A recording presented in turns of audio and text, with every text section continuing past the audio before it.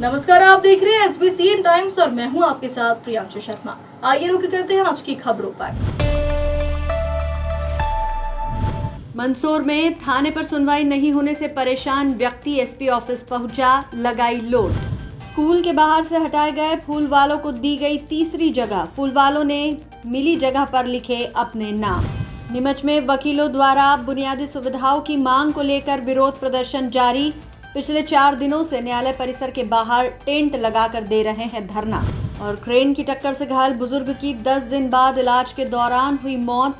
जिला अस्पताल में किया गया पोस्टमार्टम।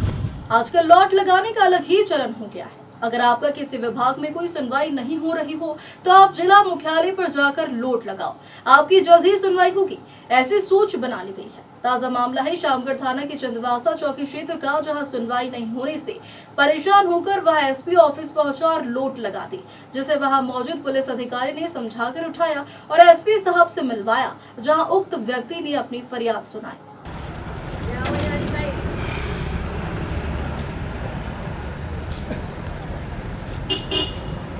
आज सुबह मंदसौर जिला पुलिस अधीक्षक के कार्यालय के बाहर एक व्यक्ति लोट लगाते हुए अपनी फरियाद लेकर पहुंचा, जहां मौजूद पुलिस अधिकारी ने उसे उठाया और समझाकर एसपी साहब से मिलाया, जहां साहब ने उसकी फरियाद सुनी।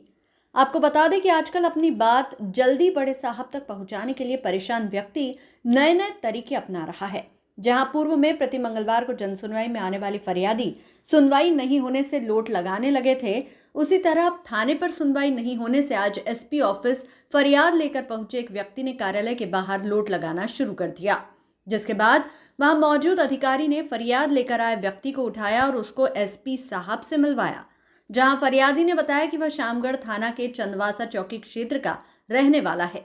उसने चौकी पर कई दिनों पूर्व गुमशुदगी दर्ज करवाई थी कि उसकी पत्नी व एक बेटी को कोई बहला फुसला कर ले गया है और उसे कौन ले गया इसकी भी सूचना पुलिस को दी गई, किंतु पुलिस द्वारा कोई कार्रवाई नहीं की है, जिससे मैं काफी परेशान हो गया हूं। शामगढ़ थाना पुलिस व चंदवासा चौकी पुलिस द्वारा मेरी फरियाद नहीं सुनी गई, जिससे परेशान होकर आज मुझे मजबूरन जिला पुलिस अधीक्षक अभिषेक आनंद के पास फरियाद लेकर आना पड़ा, जहां मैंने मजबूर होकर लोट भी लगाई ताकि सुनवाई जल्दी हो जाए। मामले में एसपी ने मीडिया से चर्चा में बताया कि पत्नी व बच्चों को खोजने के लिए 2 बार टीम फरियादी द्वारा बताई गई जगह गई, किंतु वहां उसकी पत्नी नहीं मिली। पुलिस द्वारा लगातार गुमशुदा पत्नी व बच्चों को ढूंढने का कार्य किया जा रहा है।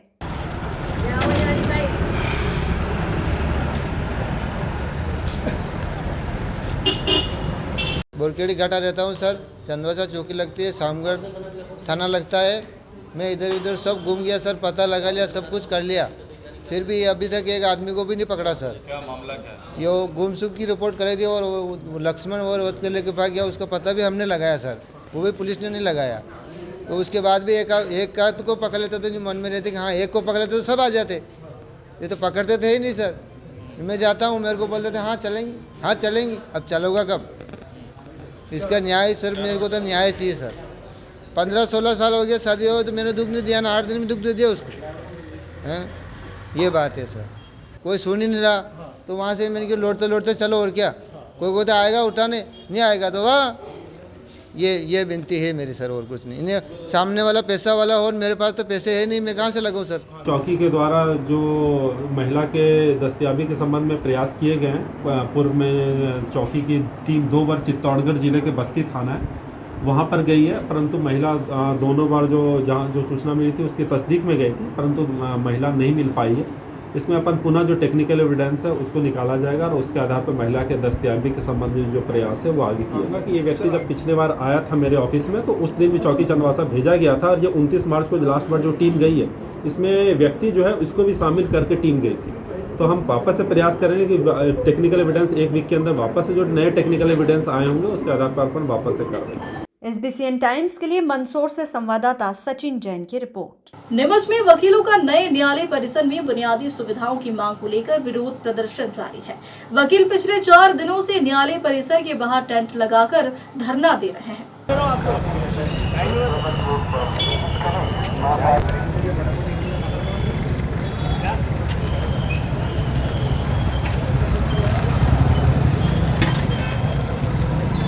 शुक्रवार को वकीलों ने पुराने न्यायालय परिसर से एक मौन जुलूस निकाला। जुलूस शहर के प्रमुख मार्गों और चौराहों से होकर गुजरा। इस दौरान विभिन्न सामाजिक संगठनों और आम नागरिकों ने वकीलों का समर्थन किया। लोगों ने उन पर पुष्प वर्षा की और पुष्पमाला पहनाकर साफा बांधा। जुलूस में शामिल वकील तिरंगा ध्वज और अपनी मांगों से संबंधित बैनर लेकर चल रहे थे। उल्लेखनीय है कि 1 अप्रैल से वकीलों ने नए न्यायालय परिसर में बुनियादी सुविधाओं के अभाव के कारण काम करने से मना कर दिया है। वकीलों की मुख्य मांग है कि उन्हें बैठने के लिए उचित व्यवस्था की जाए, साथ ही उनकी अन्य मांगों का भी जल्द से जल्द समाधान किया जाए।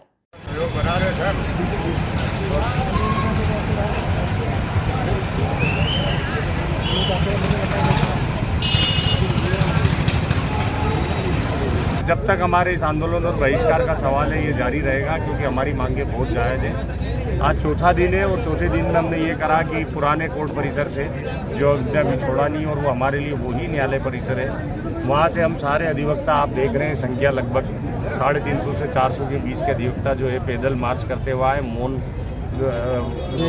मौन रैली हमारे द्वारा निकाली गई और ये आंदोलन सतत तब तक चलता रहेगा जब तक कि इन सारे अधिवक्तागण की बैठने की कोई समुचित व्यवस्था नहीं हो जाती।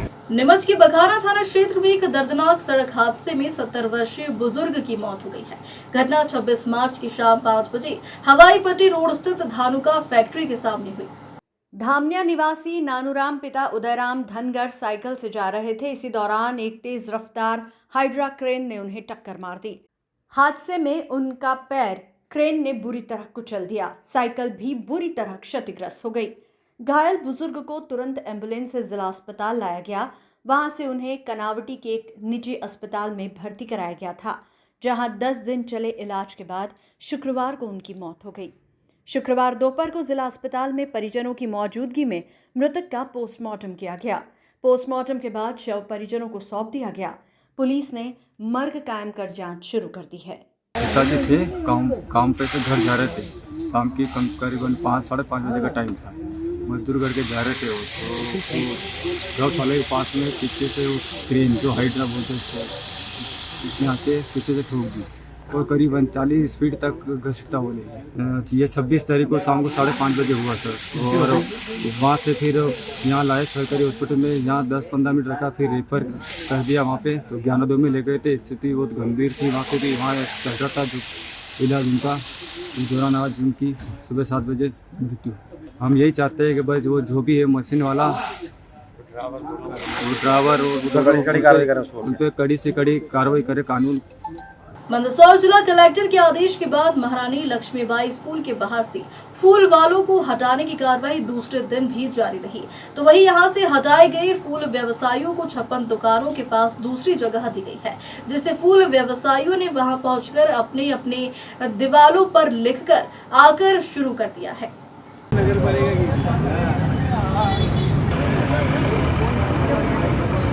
गुरुवार को नगरपालिका द्वारा जिला कलेक्टर के आदेश के बाद महारानी लक्ष्मीबाई स्कूल के बाहर से बरसों से फूलमाला बेचने का व्यवसाय करने वाले छोटे दुकानदारों को हटाने की कार्रवाई की गई थी, जिसके चलते दूसरे दिन शुक्रवार को भी नगरपालिका का अतिक्रमण हटाने वाला दल दुकानें हटाने पहुंचा, जहां आज भी भाजपा के कुछ नेता पहुंचे थे।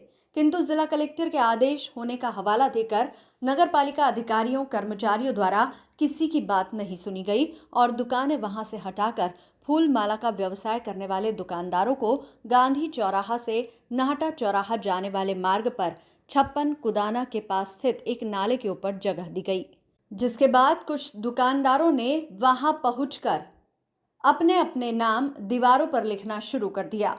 किंतु बरसों से एक ही जगह दुकान लगाने वाले फूल वालों के सामने अचानक उन्हें हटाने की कार्रवाई होने से उनके सामने रोजी रोटी की समस्या खड़ी हो गई है।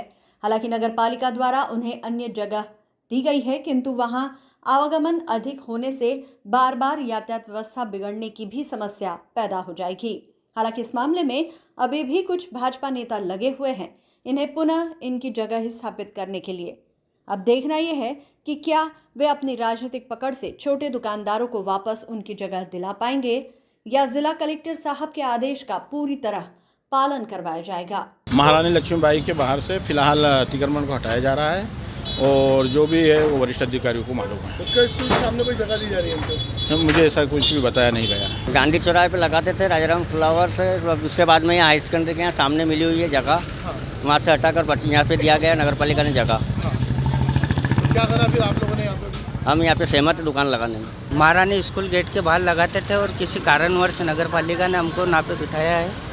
हम नगर पालिका के बहुत बहुत आभारी की है। SBCN टाइम्स के लिए मंदसौर से संवाददाता सचिन जैन की रिपोर्ट। मंदसौर जिला पुलिस ने 2 अलग-अलग थाना क्षेत्र में हुई अवैध मादक पदार्थ तस्करों के खिलाफ कार्रवाई। भावगढ़ थाना पुलिस ने MD तो YD नगर पुलिस ने बड़ी मात्रा में डोडा चूरा पकड़ने की कार्रवाई की। मंदसौर जिले के भावगढ़ थाना पुलिस ने 2 लोगों से अवैध रूप से ले जाई जा रही MD पाउडर पकड़ी है, जिसकी अनुमानित कीमत 6,50,000 रुपए मानी जा रही है। यह MD पाउडर कोटड़ी से लेकर जावरा में किसी को दी जाना थी। इस मामले में भावगढ़ पुलिस आगे की जांच कर रही है। मामले में पकड़े गए 2 आरोपी में एक नाबालिग लड़का भी है। तो वहीं मंदसौर जिला मुख्यालय के YD नगर थाना पुलिस ने अवैध मादक पदार्थ तस्करों के खिलाफ बड़ी कार्रवाई की है। मंदसौर YD नगर पुलिस को मुखबिर की सूचना पर मुल्तानपुरा फंटे से कंटेनर से 740 किलोग्राम अवैध रूप से परिवहन करके ले जाया जा रहा डोडा चूरा पकड़ा। इस मामले में आरोपी फरार हुए। मध्य प्रदेश के मुख्यमंत्री डॉक्टर मोहन यादव के निर्देश पर जिला पुलिस अधीक्षक अभिषेक आनंद के आदेश का पालन करते हुए लगातार जिले में अवैध मादक पदार्थ की तस्करी करने वाले तस्करों के खिलाफ पुलिस द्वारा लगातार कार्रवाई की जा रही है। उसी के तहत YD नगर पुलिस ने मुखबिर की सूचना पर नागालैंड पासिंग एंड एक कंटेनर से 740 किलोग्राम अवैध मादक पदार्थ डोडा चूरा जब्त किया, जिसमें ड्राइवर व अन्य मौके से भाग निकले। पुलिस ने कंटेनर को जब्त कर चेक किया तो उसके अंदर से 740 किलोग्राम अवैध मादक पदार्थ डोडा चूरा जब्त किया। सर, अभी तो मादक पदार्थ की कार्रवाई करी जिले में 2 थाना क्षेत्र में, क्या कहना? मंदसौर पुलिस की, जैसे कि आप सबको पता है कि माननीय मुख्यमंत्री जी के निर्देशन में जो हम लोग मादक पदार्थ के खिलाफ लगातार कार्रवाई कर रहे हैं, इसी के तहत जो है कल जो है 2 थानों में कार्रवाई हुई है। YD नगर थाना, भावगढ़ थाना में 66 ग्राम MD है वो पुलिस के द्वारा पकड़ा गया है। 2 आरोपी हैं, इसमें एक आरोपी फयाज पिता फारूक और दूसरा एक विधि विरुद्ध बालक है। दोनों जो है प्रतापगढ़ कोटड़ी के रहने वाले हैं। इसमें जो उनके पास से ये जो करीब 6.5 लाख कीमत का जो ये MD जब्त हुआ है। इसमें दूसरी कार्रवाई YD नगर पुलिस के द्वारा की गई है। इसमें मुल्तानपुरा फंटे के पास से जो 7.4 क्विंटल मतलब 740 किलो जो डोडा चूरा है वो जब्त किया गया है। इसमें एक 6 चक्का कंटेनर जो कि नागालैंड पैसिंग है उसको जब्त किया गया। इसमें ड्राइवर जो है अभी पुलिस के गिरफ्त से दूर हो गया है। इसमें हम जो वाहन के संबंध में जो डिटेल्स निकालेंगे उसके आधार पर आरोपी के संबंध में पता रसी कर अग्रिम कार्रवाई की जाएगी। सर, क्या पूछताछ में क्या मालूम चल पाया, कहाँ से कहाँ लेकर जा रहे थे, किसको देने जा रहे थे? जो भावगढ़ का जो MD मिला है उसमें जो पूछताछ में जो माल देने वाला व्यक्ति है वो कोटड़ी का ही एक व्यक्ति है जिसके बारे में जानकारी मिली है और माल कहीं जावरा में डिलीवर हुआ है। तो इसके संबंध में अपन जो जानकारी है वो निकाल रहे हैं। दूसरा जो प्रकरण है YD नगर का, उसमें जो नागालैंड पासिंग जो कंटेनर 6 चक्का कंटेनर है तो उसमें वाहन मालिक के संबंध में डिटेल निकाल रहे हैं और जल्द ही जो है पुलिस आरोपियों को उनको धर दो बचेगी। कार्रवाई में कीमत क्या?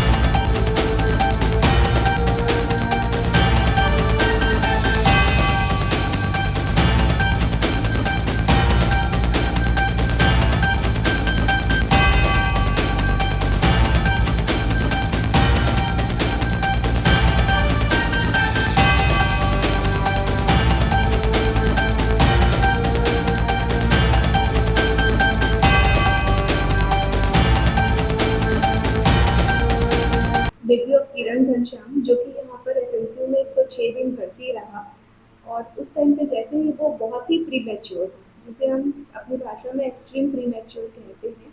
28 वीक में ही हो गई थी इसकी डिलीवरी। हमने तुरंत इसे SNCU में भर्ती किया, CPAP पर रखा और उसके बाद अर्ली फीडिंग स्टार्ट करी, क्योंकि बच्चे के लिए मॉनिटर करने के लिए अर्ली फीडिंग बहुत ज़रूरी होती है। बीच बीच में बच्चे की स्थिति क्रिटिकल भी हुई, लेकिन हम डॉक्टरों ने और सारे स्टाफ ने बिल्कुल भी हार नहीं माने। इस बच्चे के लिए हम दिन रात लगे रहे और ऐसे में बच्चे को बहुत मिनिमल हैंडलिंग करनी होती है। तो बार बार नहीं छूने के लिए हमने इसे अम्बिलिकल लाइन डाली, जिसके थ्रू हम सारे ट्रीटमेंट करते थे। बच्चे का वजन 680 ग्राम था जन्म के समय, और शुरू में 7 से 10 दिन बच्चे का वजन कम भी होता है। और हमें चुनौतियाँ तो बहुत आई कि हमें इस बच्चे को कैसे भी बचाना है, और इसके लिए हम स्टाफ और डॉक्टर्स सारे लोग लगे रहे। मेरा नाम किरण है, मैं हनुमंतिया की रहने वाली हूँ। मेरी डिलीवरी समय से पहले हो गई थी और बच्ची का जन्म 17 दिसंबर को हुआ था, तो इसका वज़न बहुत ज़्यादा कम था, ये 780 ग्राम की थी। फिर यहाँ पे आईसीयू में भर्ती किया, दीदी लोग, डॉक्टर लोग सभी ने बहुत मेहनत की इसके लिए।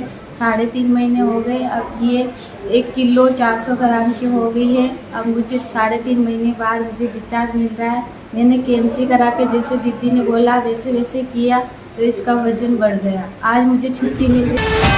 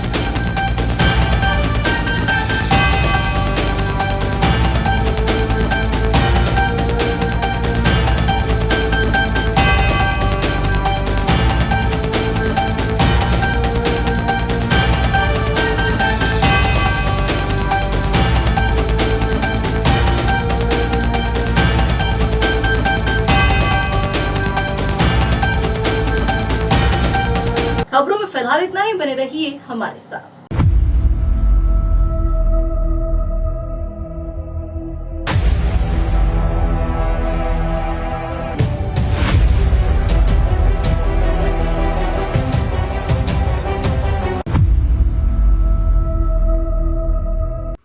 श्री बालाजी केबल नेटवर्क, आपके व्यवसाय की उड़ान का नया आधार।